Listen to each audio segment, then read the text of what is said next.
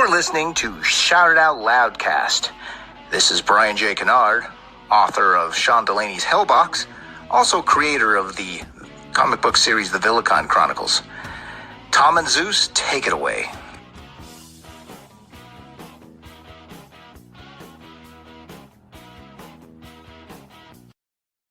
Oh boy. Here we go. This is Gene Simmons. Put that cookie down. Kiss. Stop pressing the button. Stockbroker Simmons. Star. Paul Stanley.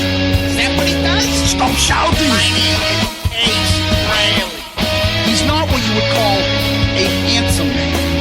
Oh no, here come the kiss times. Is that a positive thing? Okay. All right. I'm gonna grab me an ice cold mellow yellow. Why? Why do that to the fans? Stop it. Why? Because fuck them. That's why. What are you talking about? 617-525-0850. You do? Hey, fucko. Do you like Kiss? Settle down. Hello. Hey, what's up there, Kiss Army? Tom and Zeus with another episode of Shout It Out Loudcast, episode 169, box set disc 4. Woo! Ooh, I gassy. Dude, We were just talking about I can't that. remember who it was. It was a girl, and she'd be like, "Ooh, I gassy." Like a girl we know or a character in a movie? No, it's not a movie. It's like a person that I knew, and she'd be like, "Ooh, I gassy." 10 seconds into the episode, and here we are already. And we were saying she must have had that fucking liver and onions from fucking Kmart. Oh, the guy Super 70 Sports, the greatest Twitter page other than Oh ours. my god! Oh, Posted that thing. He's like, yeah, you knew you were in for a good night out when you were having Kmart's liver and onions for $1.09. they had all. That reminds me of like at the Meadow Glen Mall in Medford. I know Murph remembers this. You go to dinner at the York Steakhouse. And you go across the food court, get a fribble. Oh, fribble. That's what he used to get after winning a Little League game. Oh, let's go to Friendly's and grab a fribble. Ooh, I gassy. What the fuck? You grab a fribble. I'm going to grab a Jim Dandy with 4 bananas in it. With some jimmies on top, Tom. Oh, God almighty. Hey, we're a Kiss podcast, and we talk about Kiss and other. And we also talk about 80s mall food courts. So join us for more Orange Julius talk. Yes, exactly.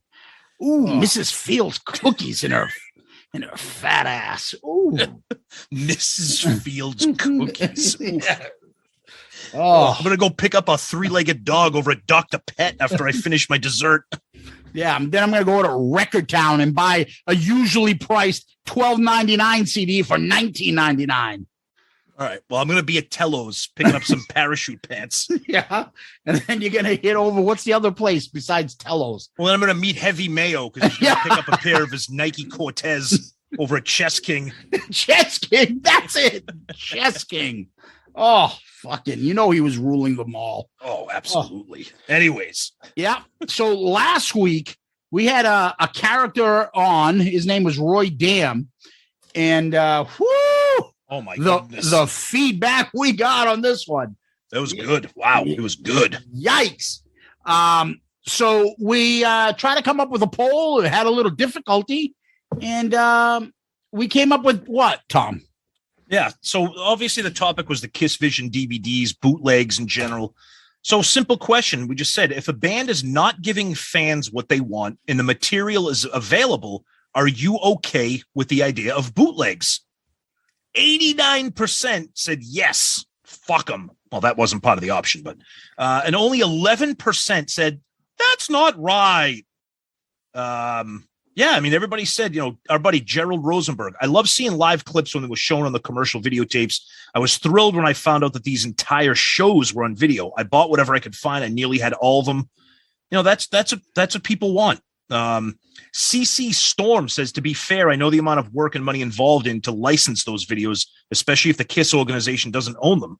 But there's still things we as fans have not seen. King Kusano, a double-edged sword. I'd like to give the band my money, but if they're not giving us what we want, we'll have to go elsewhere. So I guess I'm okay with bootlegs. So that's kind of the consensus. You know, a lot of people, they might not want to admit that they are into bootlegs, but sometimes it's the only way to get some really cool shit, you know? I hear you. Derek Casilla says Kiss Vision stuff was the go. Can't wait for Gene and Paul stuff. I'm sure there's stuff that Kiss doesn't own that people have. For example, I remember when the 77 Cobo Hall show came out in the early 2000s that was sourced from the original tape. Yeah. So, I mean, people love I was impressed with the answer. I'm glad to see that many people are like, yeah, bootlegs are cool. I'm a bootlegger. And then a couple of episode specific comments here talking about Roy in general. Our buddy hotter than piss. We know who he is. Great episode. Very informative. Roy came across as angry and egotistical. Settle the fuck down. Well, okay. He was a little fired up for sure. Dark Halo 72. Awesome cast, guys. Very interesting and for sure passionate about what his experience was. Love these behind the scenes guests you have. Thanks for all you do. All right. Thank you. Amy J says, interesting episode. I've bought bootlegs. They're part of history to me, especially if the bands don't release stuff from back then. I don't know what he looks like. The whole time listening, I couldn't stop thinking of this guy from Tiger King. And she posted a picture of that famous guy. You had the picture of him on the jet ski with the life jacket that didn't, the sunglasses. Yeah. He didn't really look like that, but that's a pretty good one though. Oh, and then our buddy Bill Elam made a joke about me. I didn't even remember saying this until I saw the meme. He sent a meme saying, "What you got against Carson City, buddy?" Because I made some joke about a band performing live in Carson City. Love you, Bill. Thank you. Well, now we got a lot of comments about people saying how much they love Tom Dust's new intro. Thank you for that, Tom. You're the man. Oh, awesome. It was great. Yeah. So a lot of good stuff about Roy. We're pleased to see the feedback was good. We thought the episode was going to be interesting, and we're glad that you guys found that as well. So that's Twitter, Zeus.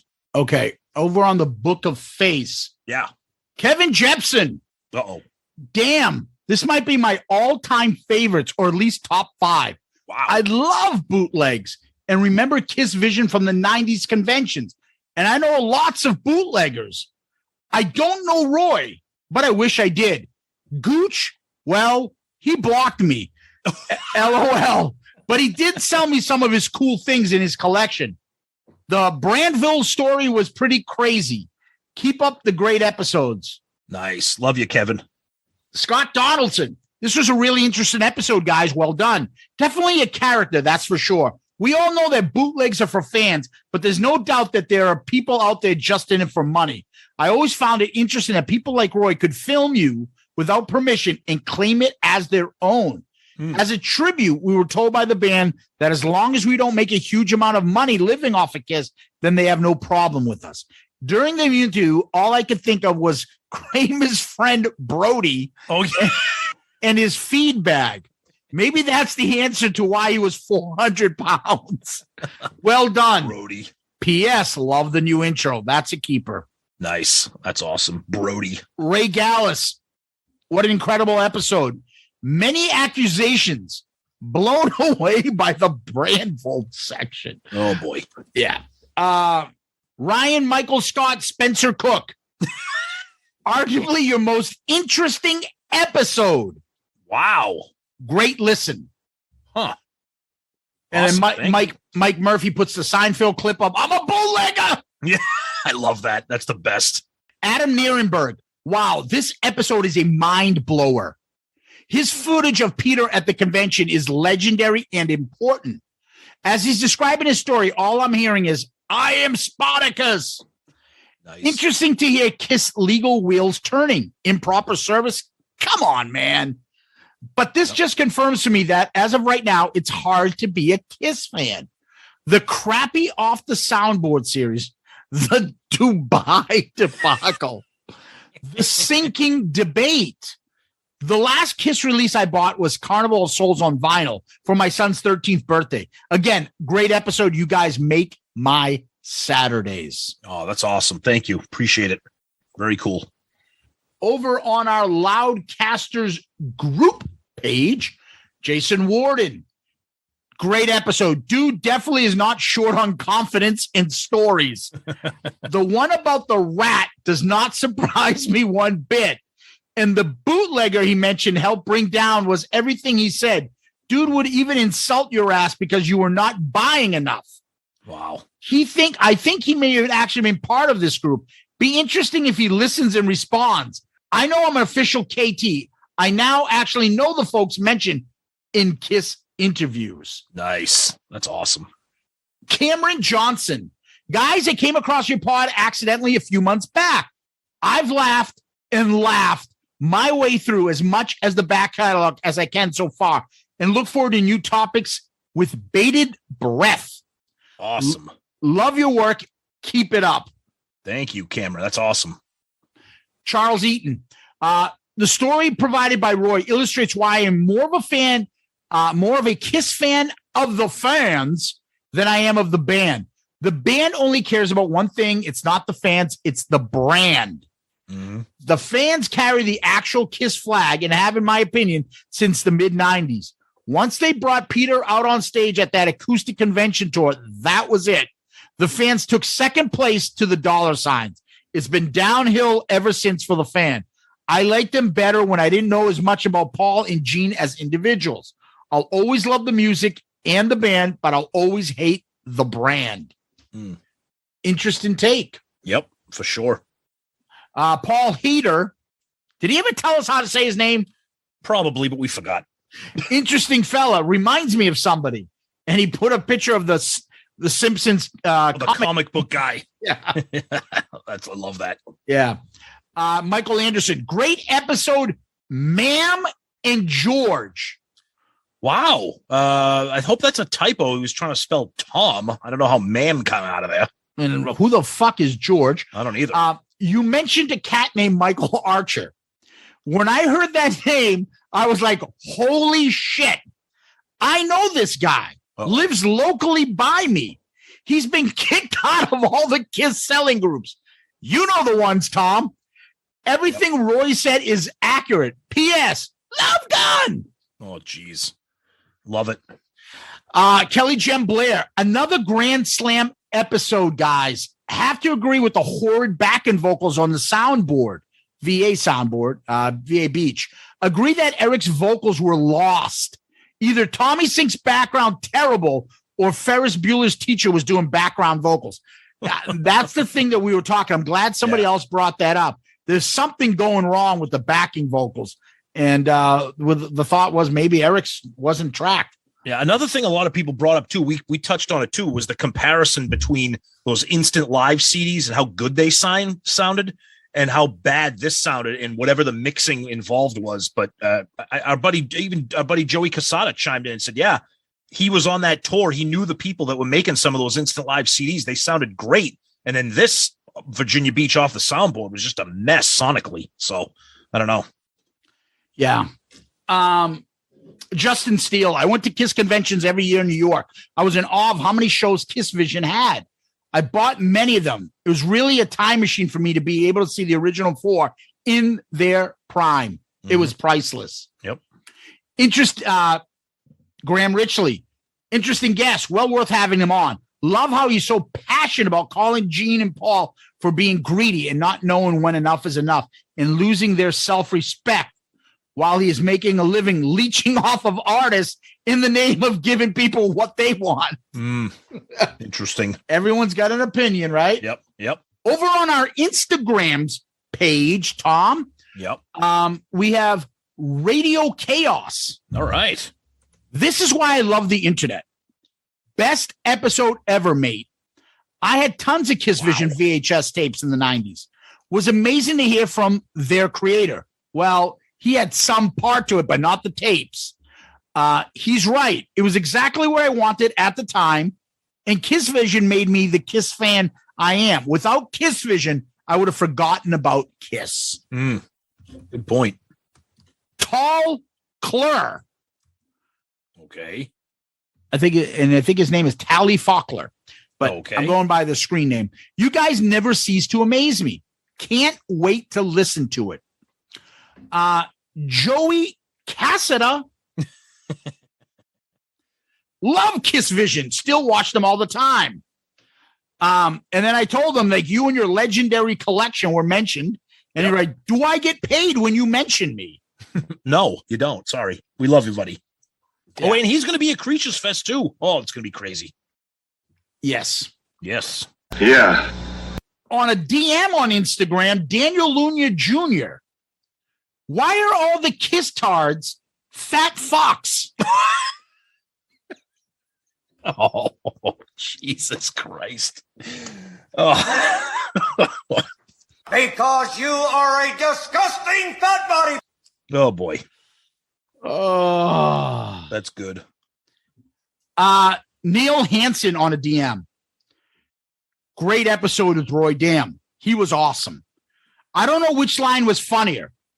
Why are all the Kiss collectors fat fox or Michael Brandvold is a rat? Oh, boy. P.S. You guys are killing me with the Miyagi tournament stuff. Hilarious. Keep up the great work. Come to say, leave boy alone. 5-1. Too much. Ask anyone, though. Hey.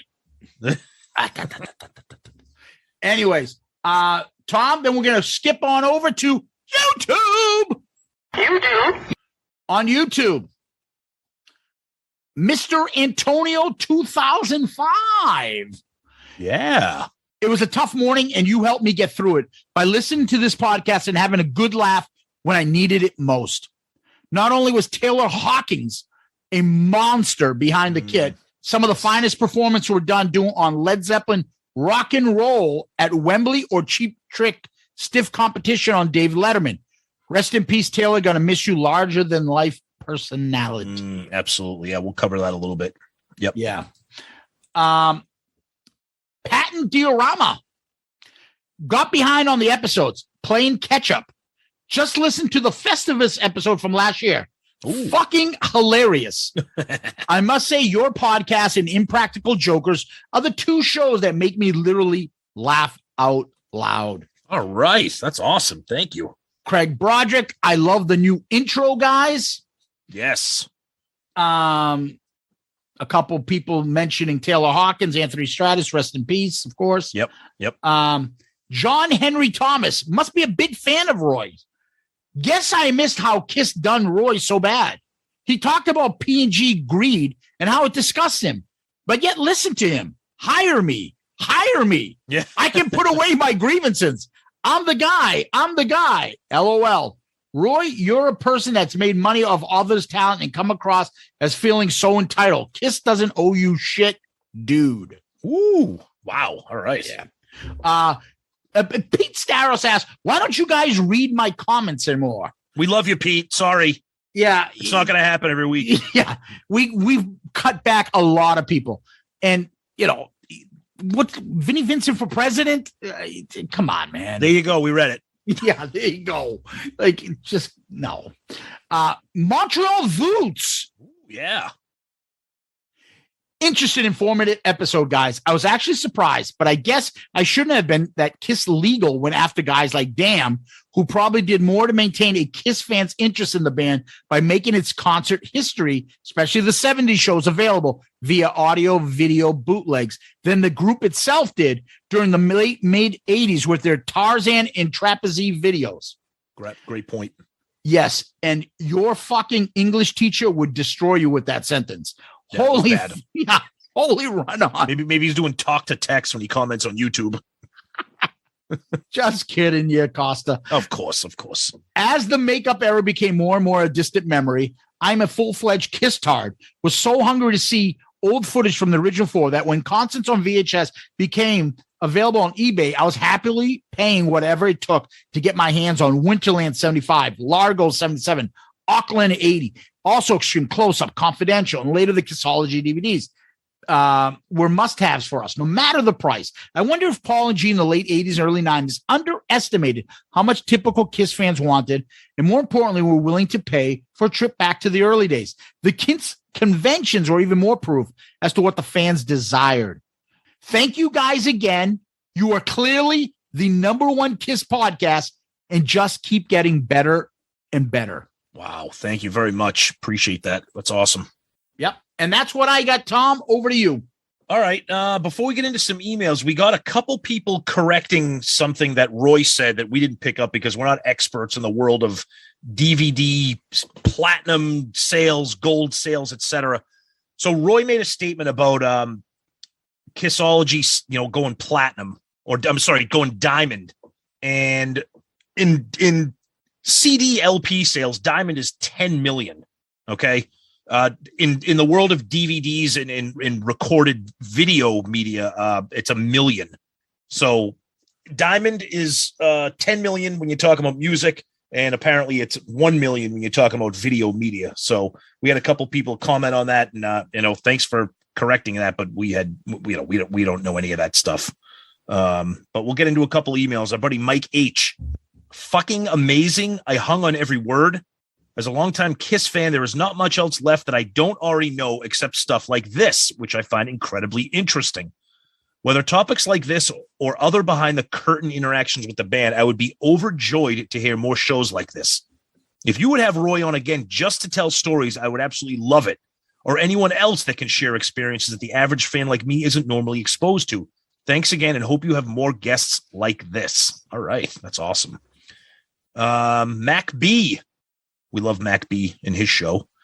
Fun show. Sorry I never came across any of these DVDs. Sounds like they're really good quality. Of course, I love all 3 Kissology DVD sets, but just one quick point for you guys and Roy.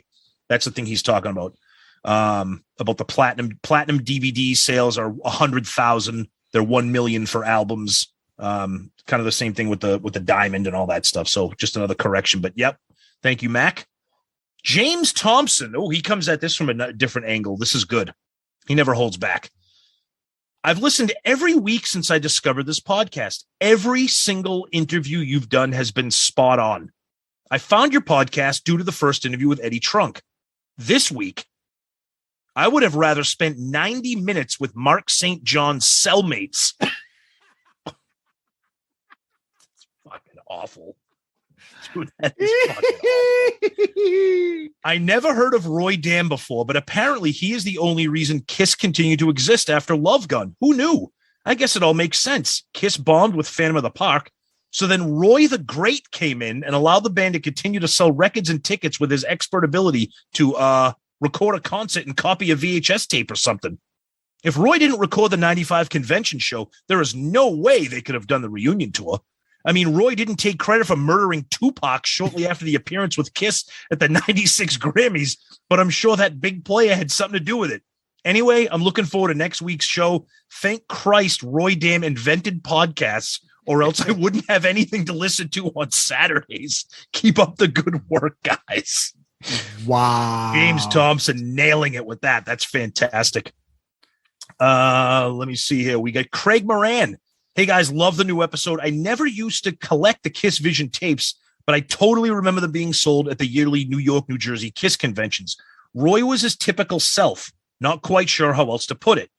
Then he talks about how he used to watch a show. He's dealt with some of the guys like Mickey G, totally classy guy. He's in a Facebook group. Then he has some really unpleasant things to say about Michael Archer. Apparently not a lot of people are a fan of his. He says, your 2022 episode quality continues to be phenomenal. Out of all the podcasts I listen to on a weekly basis, I think I look forward to yours the most. Cheers. Then he posts a picture of Michael Archer.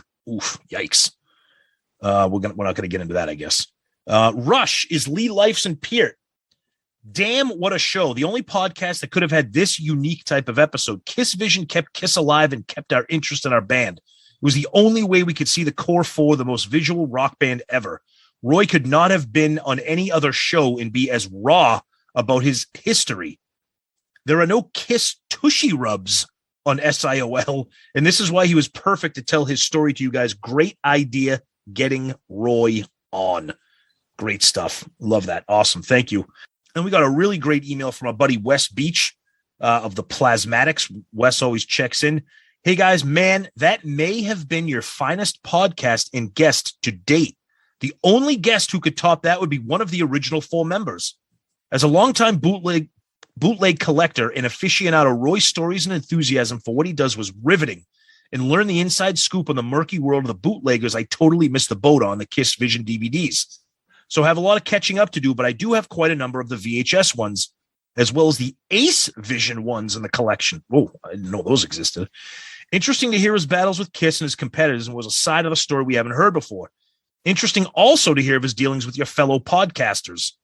Kudos on continuing to raise the bar and give us, the fans, the best podcast out there. This one's going to be hard to follow. Wes, thanks, buddy. Always appreciate you chiming in and contributing to the show. Thank you. And that's what we got for emails. But we do have one more thing we want to read, and that comes off of Facebook, a DM. We always love getting these from you guys. This comes from Michael Farrow. I just finished the episode on Kiss Vision. Holy shit. This is the guy that sold me my entire collection. I never got his name back in March of 2005. He was standing behind the table covering while the salesman was on a bathroom break, if my memory is correct. Once the salesman returned, I followed this heavy-set guy out to the parking lot. I believe it was an SUV. He opened the back, had a cardboard box full of Kiss Vision DVDs. I pulled a few out to see what was there. He had tons of shows I didn't own yet. That's when I handed him $200 and put them in my trunk. Per his instructions, he told me, quote, "Do not take these back inside and show these to anyone. Do not say anything to anyone." I have kept my mouth shut until now.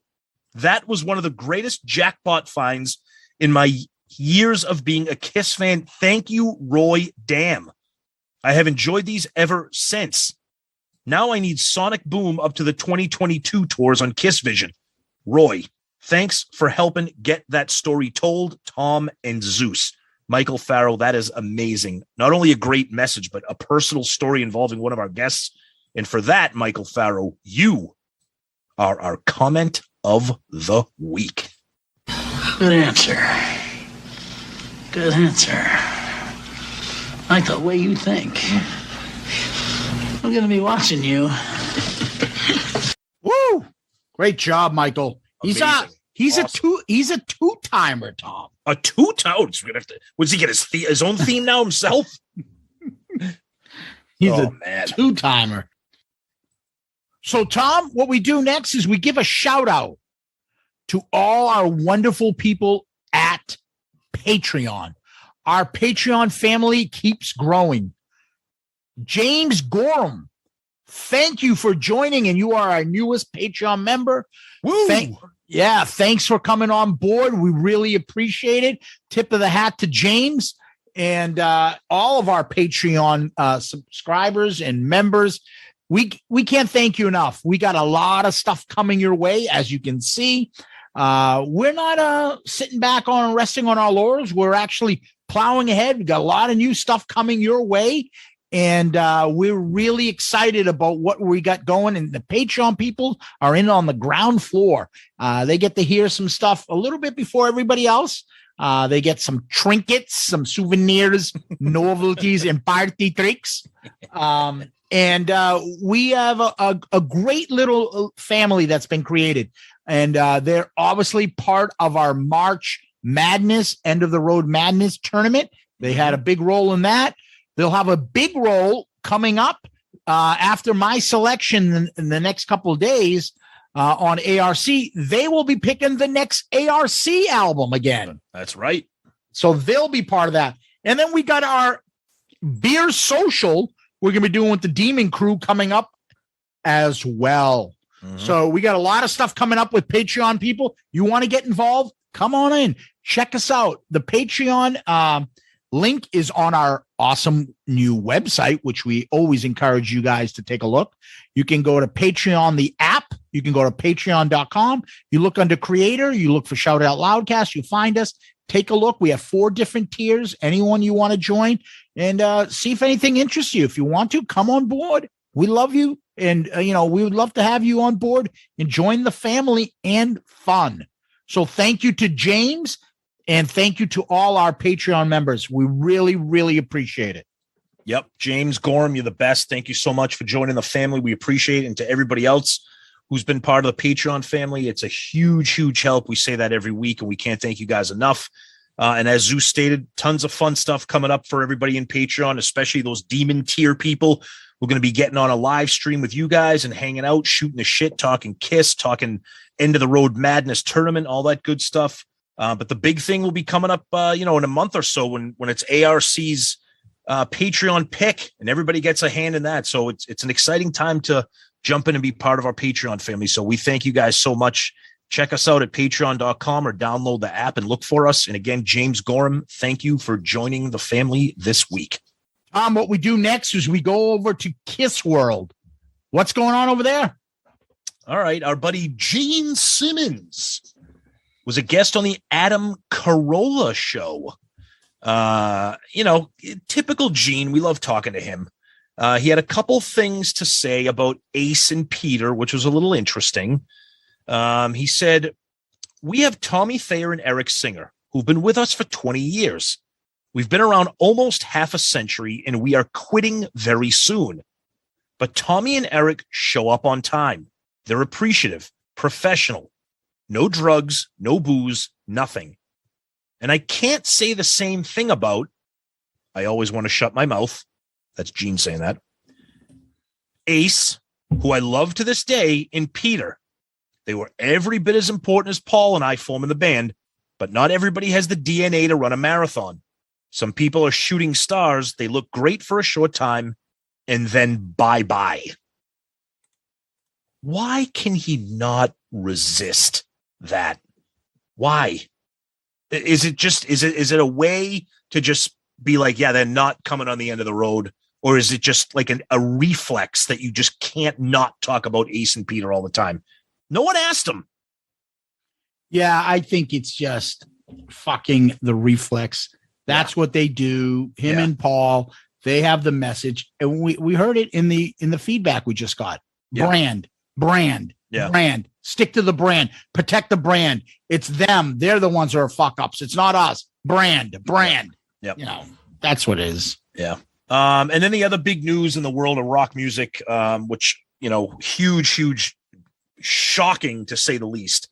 The great Taylor Hawkins, age 50, drummer for the Foo Fighters, just suddenly passed away. Information has come out recently that really hasn't been a confirmation, but it looks like the death might have been overdose induced or something horrible like that.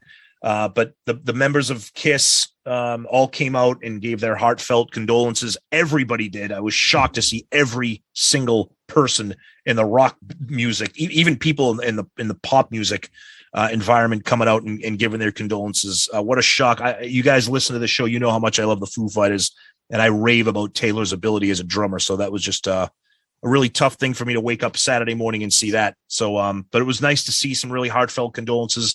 Even our buddy Peter Criss came out, fellow drummer, offering his condolences. And of course, Gene and Paul had some things to say. Gene hinted that it looked like Taylor was going to be on the Kiss cruise, which was interesting because Taylor's in like a little side band. So if that was the case, I mean, that's even more of a devastating thing for Kiss fans that, could have seen him on the cruise, but, just some real bad news in the world of rock. So it was nice to see those guys offer their condolences. Well, Paul was happy because his was part of the mentions when they said the rock world mourns, and he was one of the ones giving tribute to Taylor Hawkins. Yeah, and isn't that what it's all about? Rockers like Paul Stanley offer their condolences. I made it. Yeah. Yep. And then Paul had to jump in as well and make sure he commented on the bitch slap heard around the world. I don't understand. Like, I don't even want to get into it. No, we're not going to get into it. But he is his own CNN brand. If something happens in the world, Paul needs to comment on it. It's instead of CNN, it's PSN. It's the Paul Stanley Network. Oh, wait, hold on. Somebody tell me what's trending on Twitter. Oh, okay. I have to comment on it now. Yeah, it's just whatever. Yep. And then the rest of the stuff, the band is going to get back on tour. They're working on their shit. Creatures Fest is coming up. We will be there. Make sure you let us know. Everyone, let us know. Please. Yes. Please let us know if you guys are going to be there. We're going to be there all weekend. We're going to have Sonny Pooney's going to be there. Joey Casada's going to be there. We're all going to be there. It's going to be a friggin' blast. So if you guys are jumping on, dude, you just made a bunch of people say, fuck that. That was kind of my point. Stay away. Yeah. That's what they're going to say now. Yep. But yeah, that's really it. There's not much else going on in the world. And so what we do is we take a little quick break because, I gassy. Well, we're back. Man, I feel like I was gone for a really long time because, I'm a time traveler. So, I felt like I was gone for a while. We'll talk about what it feels like to be a time traveler very soon, won't we? Oh, God. All right. So, Tom, we are doing episode 4 of the box set. Set disc 4. We've done the other 3. This one is from the era, I believe. Era. Oh, I'm sorry. Am I speaking in a Boston tongue? No. You said era, and I was thinking of like friggin' Maya Quimby on The Simpsons. Oh, era. Well, yeah, because the accent. Exactly. Yeah, that too. Okay. Right. So disc 4 is from 1983 to 1989. Mm-hmm. Like everybody else, we've talked about this in the past. We bought the box set as soon as it came out. We reviewed the previous 3. We're on to number 4. We're going to go through the tracks. We're going to see, the tracks selected, what shouldn't have been selected. And then we're going to go through the tracks and also go through and discuss the technically maybe 3 songs that are on here that are different in unreleased versions or something. Yep. And break those down and rank them. And then we'll rank the actual box set disc versus the previous 3 that we did. Mm-hmm. So before we do that, Tom, we're not going to get back into the story about how we came into the box set. Right. We go to the artwork. Yes. This is disc 4. Why don't you take over? Yeah. So the one thing that's cool about this box set is depending on the era, they have a nice cover shot and then an opening kind of fold out from that era. So this is 83 to 89. So it's the fully unmasked era. And the cover photo, I believe that is the Crazy Nights tour. It has Eric Carr's Chikara drum set. The band looks a little bit better than they do when you open it up and see stuff from the Asylum tour. You got some great action photos of Eric, a couple nice band shots of everybody, nice shot of Gene wearing God knows what is that outfit. I have no idea. And then the back picture is that Hot in the Shade picture with Eric and Paul wearing their shades, kind of looking a little bit cleaned up from the glammy mid 80s era. So cool stuff for that little sleeve. The one thing for me that sticks out like a sore thumb, and I kind of get it because it's the 4th disc, 4th member. The back of the CD has a picture of Makeup Ace. And Ace isn't on this disc at all. And no, it's a completely non-makeup album. So I think they did it just because the first 3 had Paul, Gene, Peter. 4th disc has Ace, but it's kind of sticks out as kind of odd. Yeah, I was going to say the same thing, but then we can get into who's on the 5th one too. Exactly. Right. So that kind of makes sense as to how they did it that way. Yep. But yeah, the pictures are Asylum, and then you looks like the Crazy Nights video or something in the front. Yep. And then you got Hot in the Shade. You're missing one. They don't have the Lick It Up era represented. No, really, they don't. Or the Animalized represented. That's right. No picture of Vinny and no picture of Mark St. John. That's right. Yep. Yeah. Yep. So that's the album art. I think that, the cover's pretty cool. It's indicative of the era. So, what are you going to do? Yep. The next thing we're going to do, Tom, is we're going to go through the track list. You want to read off the track list? Yeah. So disc 4 of the box set, again, it goes 83 to 89. So you start with Lick It Up, All Hell's Breaking Loose, Heaven's on Fire, Get All You Can Take, Thrills in the Night, Tears Are Falling, All Night, Time Traveler, the demo, Hell or High Water, Crazy Crazy Nights, Reason to Live, Let's Put the X in Sex, Hide Your Heart, Ain't That Peculiar demo, Silver Spoon, and Forever, the single version. So only 16 songs on this disc, which is the fewest songs of any of the 5 discs on the box set. which is interesting because it was a lot of material from this era, and they easily could have fit a couple more songs on that. We'll get into the details of what we think should have been on it, but yeah, only 16 tracks on disc 4. Yeah, which is why I looked at this, and when we go through the track listing, look at the other box set disc. Disc 1, 21, disc 2, 20, disc 3, 19, and then disc 4 is disc 5 is 18. Yep. So on average, it's 19 and a half. Yep. I don't know what they were thinking. I don't know why you would do this and put one album as basically, roughly 3 to 4 songs less. So let's. Yeah, the only thing I can think of for this one is that there weren't maybe a lot of demos from this era, because a lot of the first 3 discs have a ton of demos, unreleased stuff, some sound check things, some unreleased live stuff. That's my only guess, is that they didn't really have a lot of extra things that they wanted to put on here, but they still could have put some standard album tracks, I think, to beef up the disc to make it over 16 songs. Exactly. Yeah. So what I've done is I brought up all the album songs. Okay. And we'll go through the album.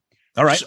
So what we start off with is you've got the 2 big songs, I believe, off of Lick It Up, and All Hell's Breaking Loose. Yep. Do you put something else on here if you're just on track? So I would guesstimate, Tom, that you would probably have 3 tracks you could have added, since we can't assume there was a demo of something else to put on. Let's say tracks. I would say they should have put on A Million to One. Yep. Or they should have put on Not for the Innocent. Okay. Here's what I would have liked to have seen. And again, as a Kiss Tard pipe dream, this is what I would have liked. If you want to throw in an unreleased /demo/ something that's new, throw in the audio of Eric Carr singing Young and Wasted from the Animalized live DVD.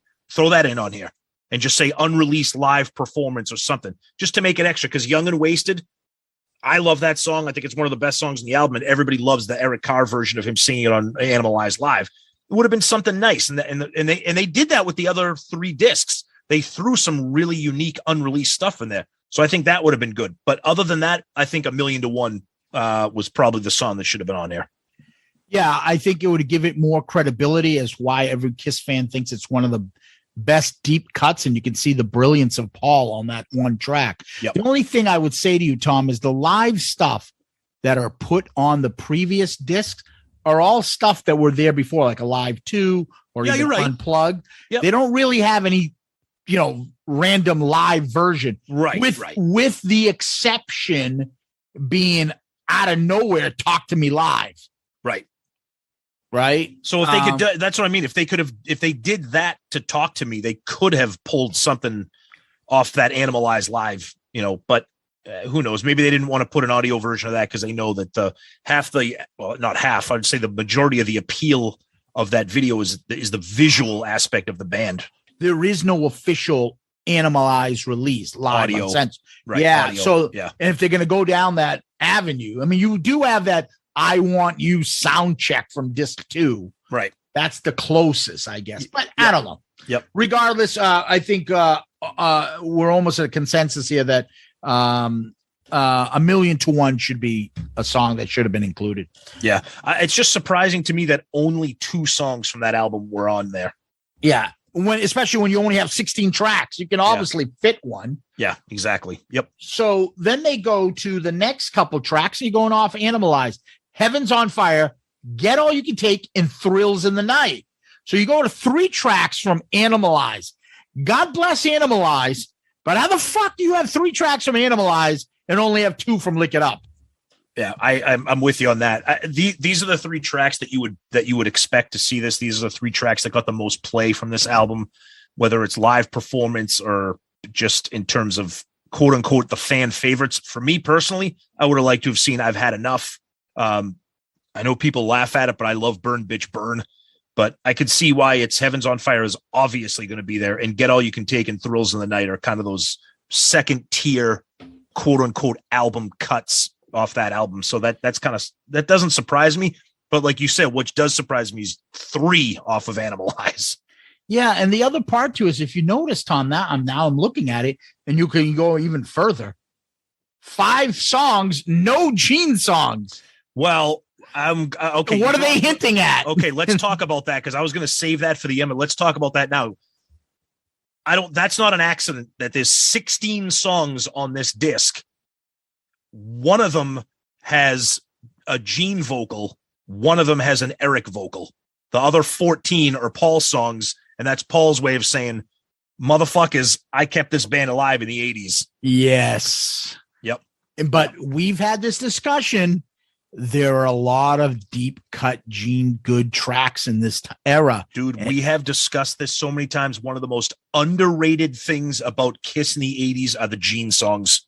Yeah. I agree. Yep. And so I don't know. I just look at this. I mean, Tom, is there really something you can beat Kiss up about of not being on this and should have been off of Animalize? No. I mean, you can make an argument for I've Had Enough. You can make an argument for Burn Bitch Burn. That's about it. Or Under the Gun because it's on Animalize, right? Right. But really, is it that big of a deal that they picked those 3 songs? I don't think so. No, not at all. Not at all. Nope. Yeah. Nope. So then we go to Asylum. Now on Asylum, you got Tears Are Falling and All Night. The thing that you're going to notice right off the top, you say there's only 2 tracks. What's the one that you think is missing? Oh, it's definitely Who Wants to Be Lonely. Yeah, the Kiss Tards love that song. Yeah, I mean, I like it too, and you had a video for it. But not only that, how do you only have 2 songs from Asylum? I mean, this was a huge album for them, especially with the MTV rotation. And I know that Tears Are Falling and All Night were the big videos, but Who Wants to Be Lonely was a huge song and a huge video. So again, it's not like you had to cut the disc down because there were too many songs. You only had 16.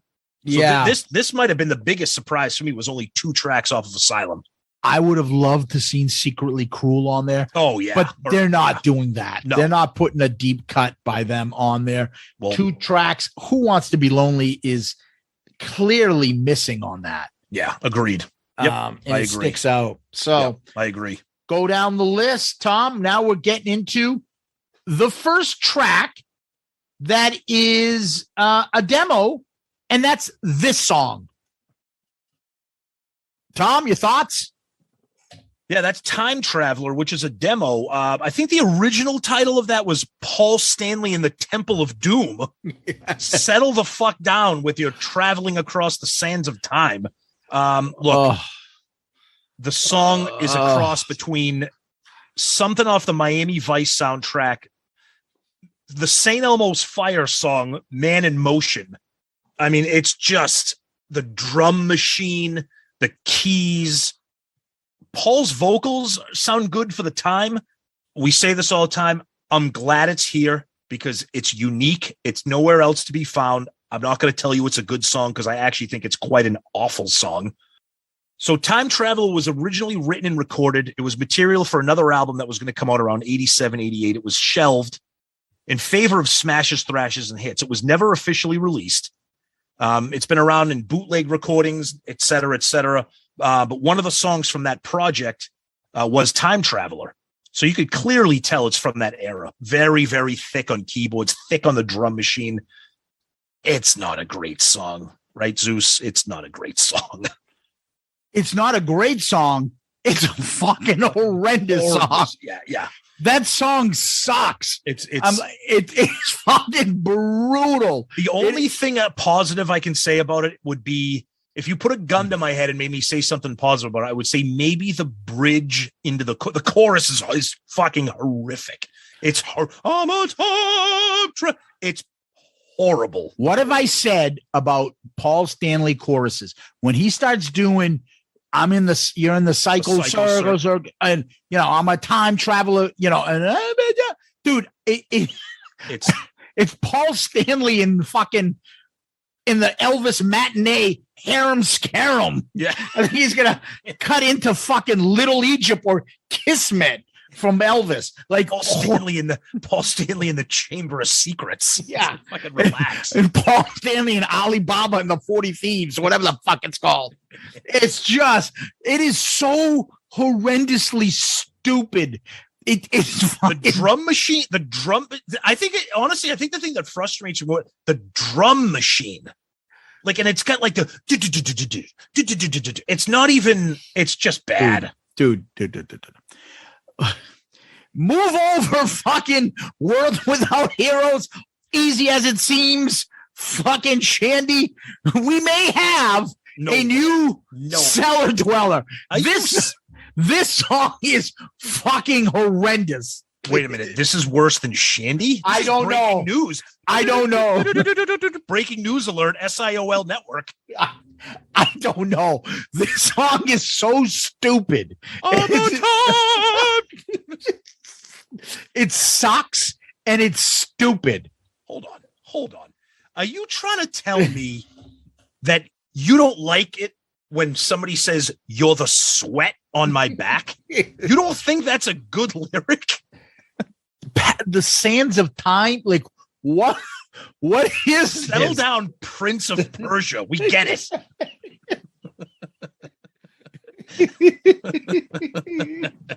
He's in the fucking 10 Commandments with Moses out there. Woo! All right. So moving on to that, then we get to the Crazy Nights album, Tom. Yes. So we've got 3 songs from Crazy Nights. I don't know why it's not in order. Hell or High Water, then Crazy Nights, and Reason to Live. Yep. Thoughts? I love this, and I'll tell you why. We just finished praising Gene Simmons' 80s stuff, and one of our favorite Gene deep cuts from the 80s is Hell or High Water. Fucking love that song. Very, very happy to see that. That is the definition of deep cut. And then, of course, they stick with the hits, Crazy Nights and Reason to Live. No need for those to be on here. No need. Here's the thing, jerky. I almost feel like, and I'm loving that Hell or High Water is on there. Yep. I would love if Good Girl Gone Bad was on here. Absolutely. We'd love that one too. No doubt. How the fuck is Turn on the Night not on here? I'm with you on that too. Yep. So, and then you would be like, oh shit, I have to put 4 songs on there. And then I wouldn't want them to take out Hell or High Water, but Jesus Christ. Well, time.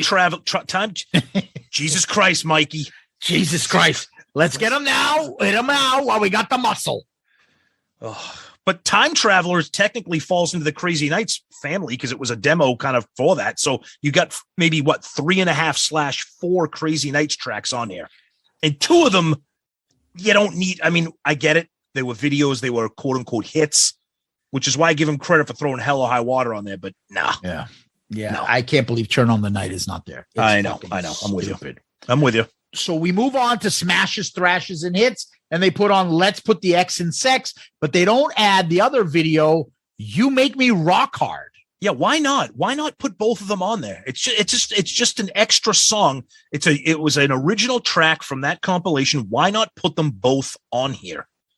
This is just I'll save it for the end. This is just frustrating.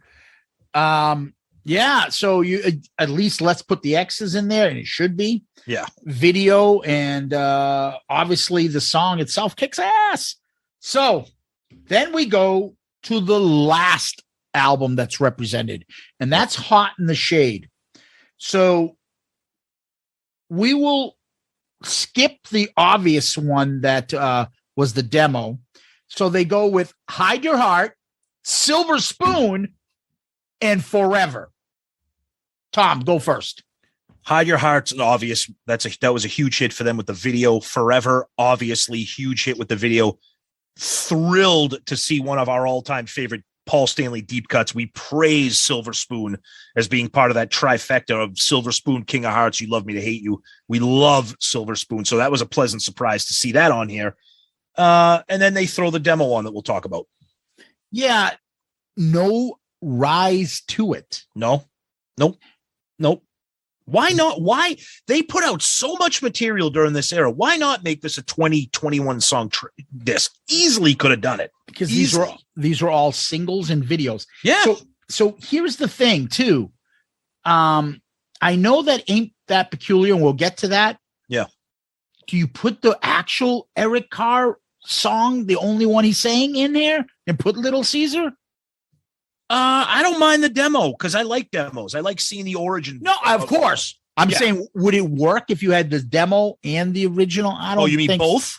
Yeah, because Eric singing a song is so unique. You know, because it's kind of the same song, just different lyrics. It's like if you put both versions of like "Don't Cry" by Guns N' Roses on it. It's the same song, just different lyrics. All right. With that being said, let's listen to this. Ain't That Peculiar? Hit it. Yeah, I mean it's Little Caesar with different lyrics, and I didn't realize that there were some writing credits for Smokey Robinson.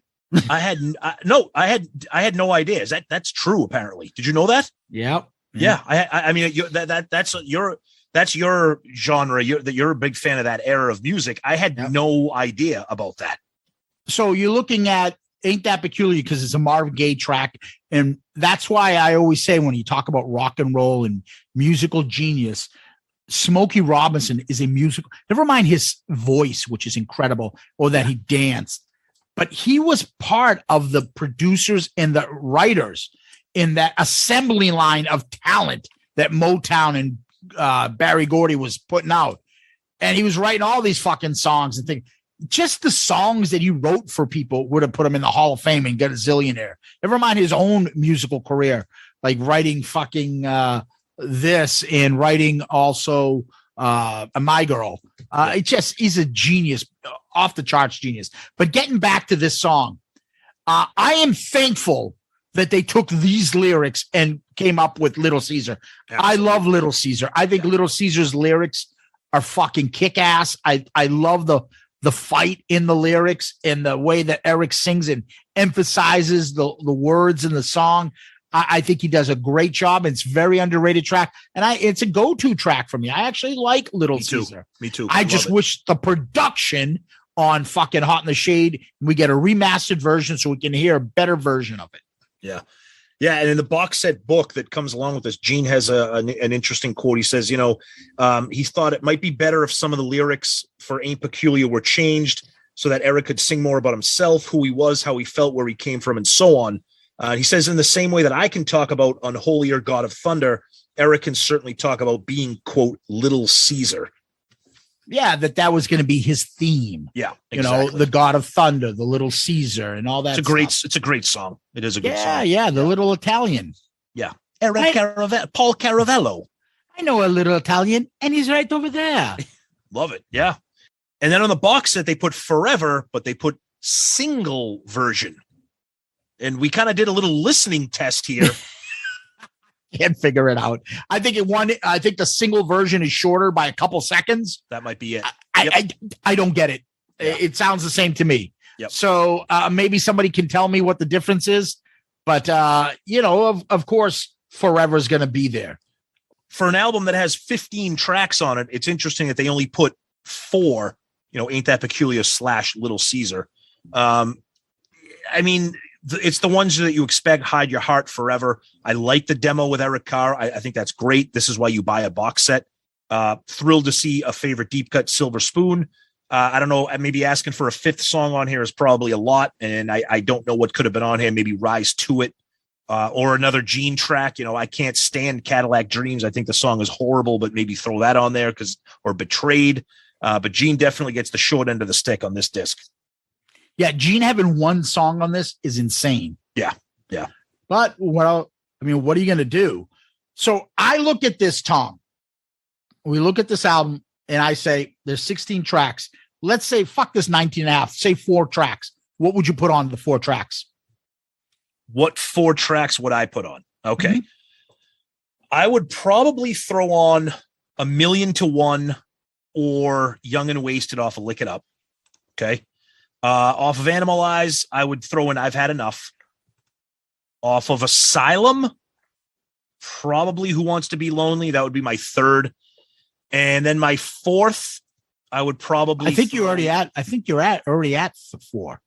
No, I said, for Lick It Up, I said Young and Wasted or A Million to One. Okay. So that would be 1. And then off of Animalize, I'd probably say I've Had Enough. Then Who Wants to Be Lonely off of Asylum. And then I'd probably throw Turn on the Night. from Crazy Nights. That would be my fourth if you're going to make it a 20 track disc. All right. For me, it's quite clear. If you're going to make this album, you put 4 tracks. You put Who Wants to Be Lonely, A Million to One, Turn on the Night, and it's either Rise to It or You Make Me Rock Hard. Yeah. Four more Paul songs. Yeah. If anything, the other thing I would do, I would take out Get All You Can Take. There's no reason that should be on there. No. Nobody would be like, oh, where's Get All You Can Take? Take that out. And then you could put in Rise to It. And then you got all those songs in there.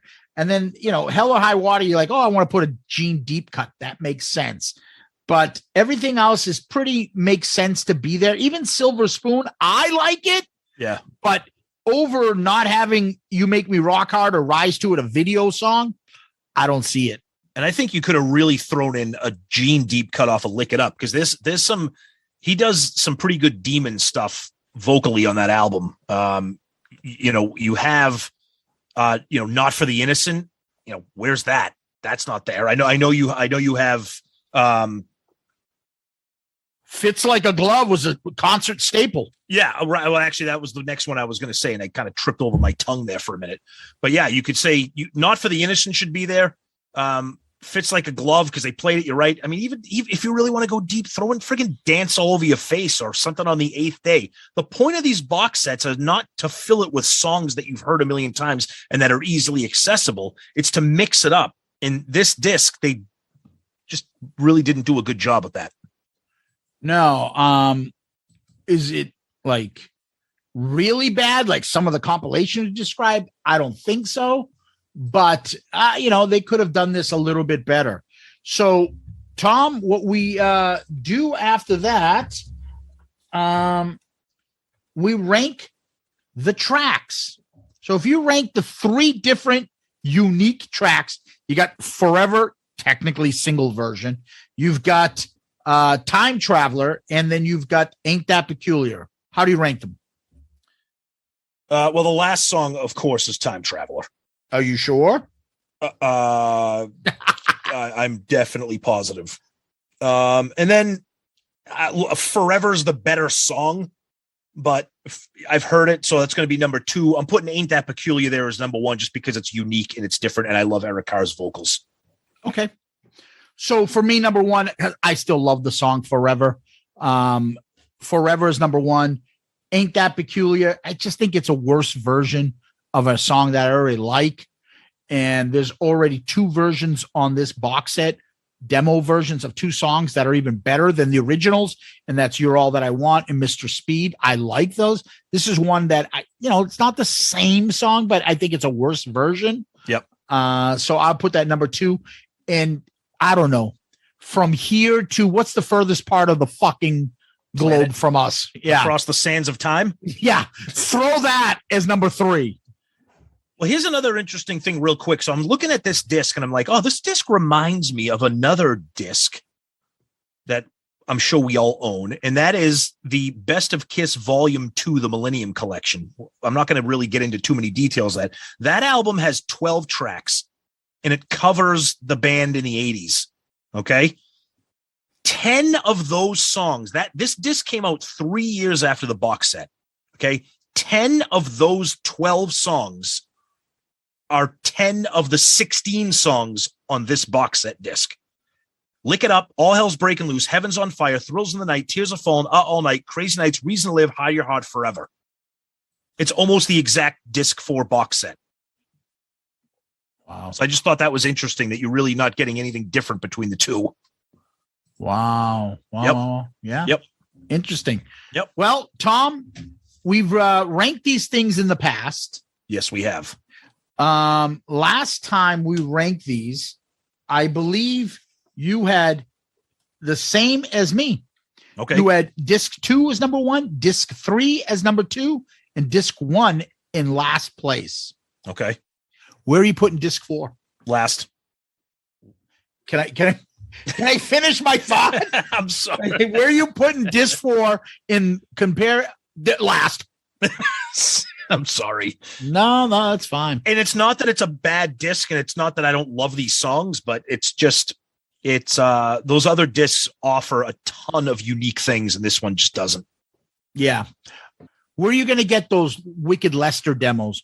Where are you going to Where are you going to get the Mr. Speed demo? That's on number 2. Exactly. Mad Dog. Don't you hesitate. Yep. Disc 3, you got that strange radioactive demo. You've got and you've got that one of my favorite songs by Kiss in that unique demo, You're All That I Want. It's got Sure Know Something and Nowhere to Run as tracks that I love on this. And it's got, a song from each of the guys from the solo albums. Yeah. I'm the same way. This is 4. So I'm at 2, 3, 1, 4, and I think you are as well, right? Yeah. Yeah. And I think like we said, the problem with this is that this encompasses such an era where they put out so much material, and it's only 16 songs. I mean, I know we keep hammering that point, but I think the point needs to be hammered. You've set the precedent of the other discs having 20, 21,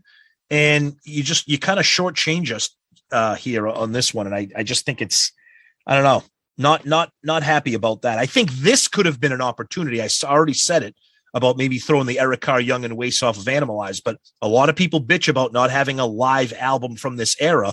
A box set is the time and place for you to throw in some unreleased live song that came from this era. I think they could have used this opportunity for that, and they didn't. And it's kind of a letdown. Yep. So, Tom, that was disc number 4. What we do next is we go on to question of the week. Yes, we do. Question of the week.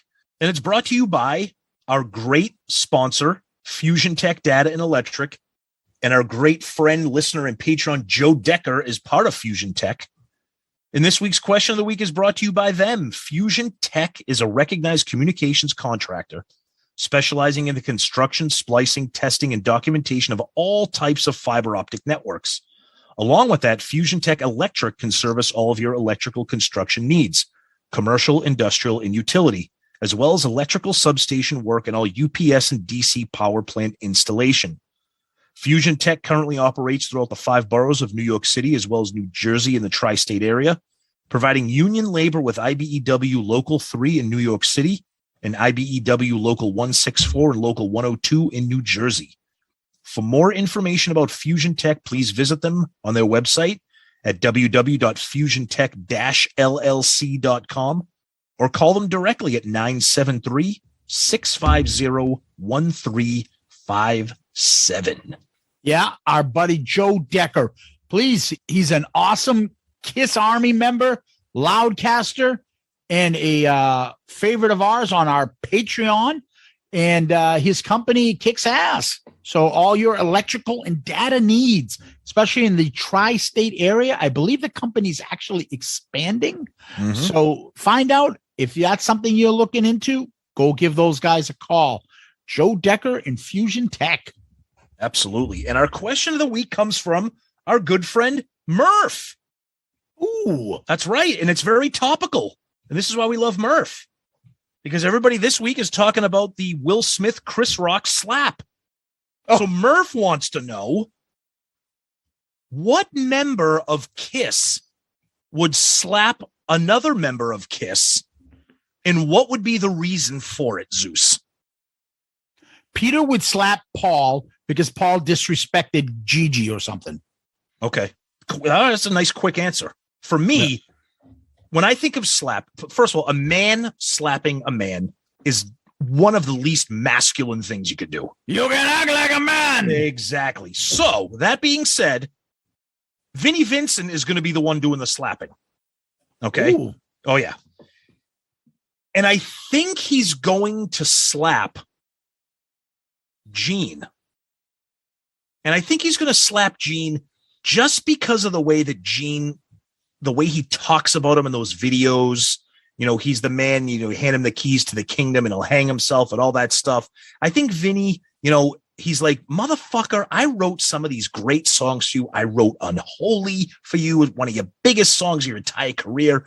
And yet you never have anything good to say about me. You're always shitting on me. So bam, bam, bam, I'm slapping Gene Simmons in the face. That's what I'm doing. No way. Oh, it'll never happen. But that's just my imaginary Kiss slap fest. Now, if you said he'll hit him with his purse, that's a different thing. No, see, that's offensive. That's offensive. Like that's the old hawk. Hit him with your purse. Hit him with. Well, we'll find out if Vinnie Vincent hits anybody with his purse when we see him. Yeah, at Creatures Fest. When Blake Wheeler was a Boston Bruin, and I was at the games, and he wasn't very good as a Bruin. Yeah, kind of very what you would call a soft player. Yeah, there was a guy because I've been season ticket. I used to go to way more games then. Oh yeah, they would fucking scream, "Hit him with your purse, Wheeler!"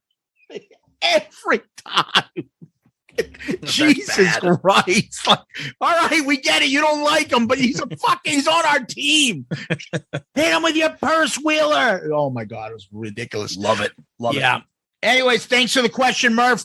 Much appreciated. Tom, where can people find us? You can find us on our awesome new website, shoutitoutloudcast.com. And the End of the Road Madness is going on right now. By the time you hear this, we'll be done with the Sweet 16. We'll be on to the Elite 8. And a couple surprises, but ultimately we know how these Twitter polls go. It's always the common folk that rise to the top, but we're still having a blast with it. We love that you guys are participating in it.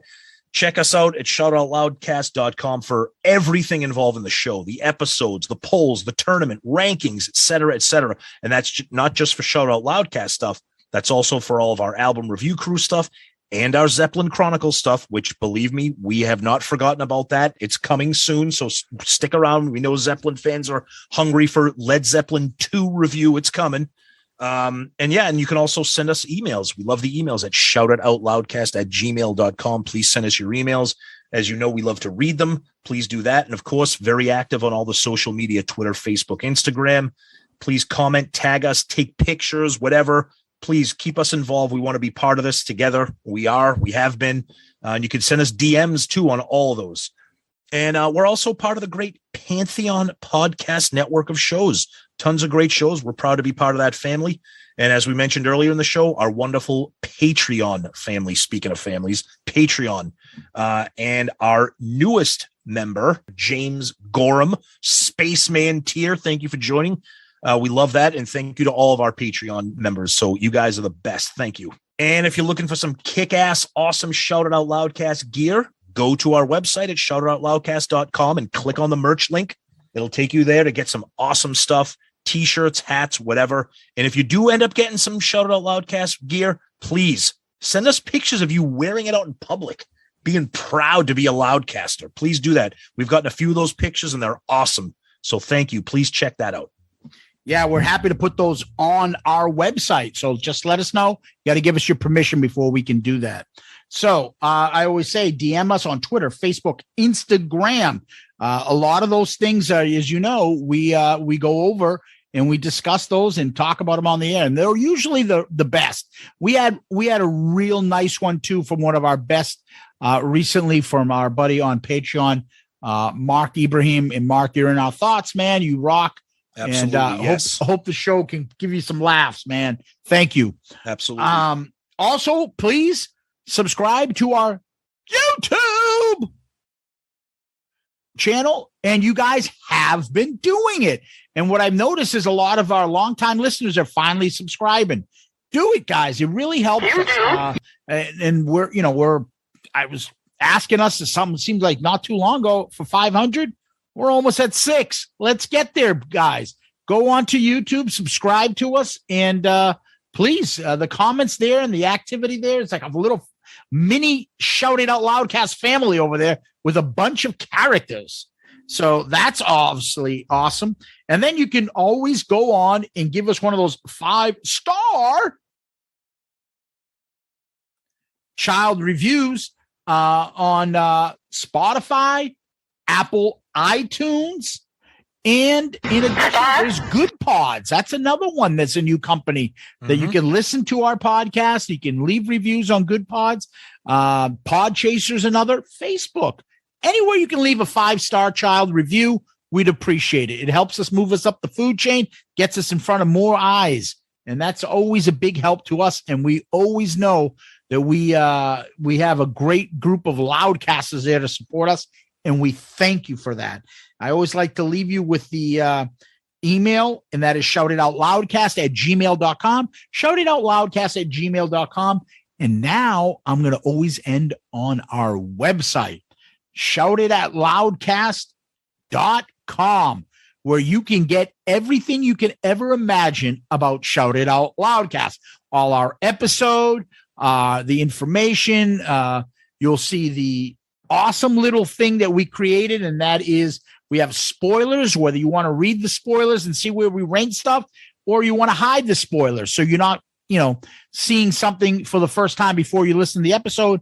It's up to you. And that stuff's there. All our rankings about albums, songs, costumes, tours, you name it, it's there. Same thing about the album review crew. Same thing about the Zeppelin Chronicles. Pictures of like all the crazy people out there, all our friends and fellow podcasters out there. Come along, jump on the website, shoutitoutloudcast.com, and take a look. It's new, it's out there, and we think you'll like it. So thank you. And Tom, I think you have something before we get to the famous last words. Yes.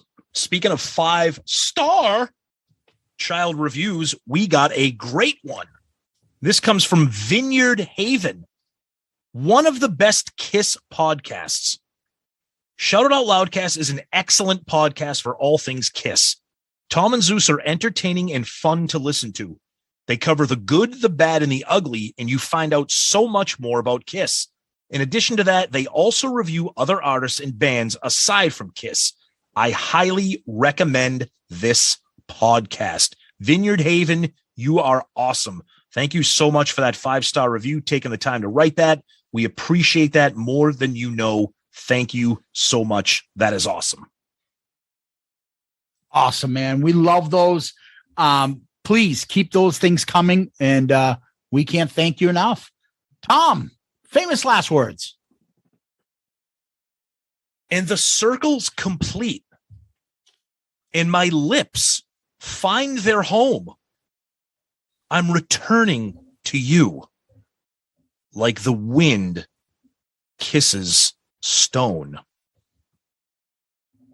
One more time, forever. That's like difficult just to read straight. How is that fucking supposed to be a good? Zeus, his love crosses centuries of sand. I mean, think of that. It's amazing. It's just a wonderful song. His ass removes centuries of large furniture. Oh, that's fucking horrible. All right. Ain't that peculiar? Peculiar as can be. Ain't that peculiar? That's what it is to me. Hey. Hey. It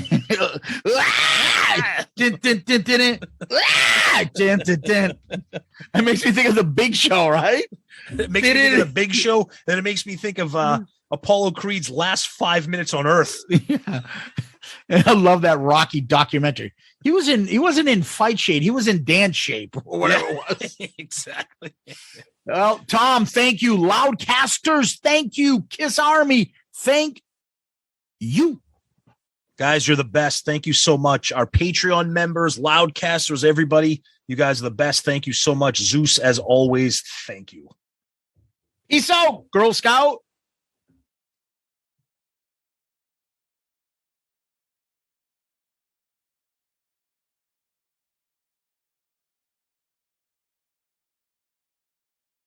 Where did you get that dress? It's awful, and those shoes and that coat. Jeez.